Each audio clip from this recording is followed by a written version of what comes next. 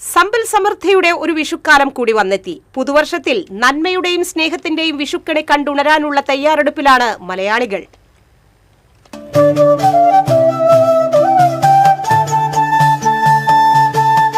മേടസംക്രമം കഴിഞ്ഞുവരുന്ന പുലരി കണി കണ്ടുണരുന്നത് ഐശ്വര്യപൂർണമായ വരും വർഷത്തിലേക്കാണ്. സമ്പൽ സമൃദ്ധമായ പ്രകൃതിയുടെ ഒരു കൊച്ചുരൂപമാണ് വിഷുക്കണി. വിഷുവിന്റെ തലേന്ന് വീട്ടിലെ മുതിർന്ന വ്യക്തിയാണ് കണിയൊരുക്കുന്നത്. തേച്ചുമിനുക്കിയ വെള്ളോട്ടുരുളിയിൽ ഉണക്കലരി, കണിവെള്ളരി, കണിക്കൊന്ന, നവധാന്യങ്ങൾ, നാളികേരം, കദളിപ്പഴം, അഷ്ടമംഗല്യം, സ്വർണം, നാണയം, വെറ്റില, കോടിമുണ്ട്, ഫലങ്ങൾ, വാൽക്കണ്ണാടി എന്നിവ വയ്ക്കും.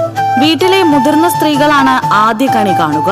പിന്നീട് വീട്ടിലെ മറ്റംഗങ്ങളെ കണി കാണിക്കും. കണി കണ്ടതിനു ശേഷം വീട്ടിലെ മുതിർന്ന കാരണവർ എല്ലാവർക്കും വിഷുക്കൈനീട്ടം നൽകും.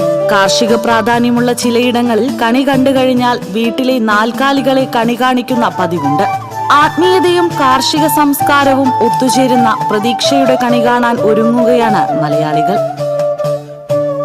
Cultural desk, TCV.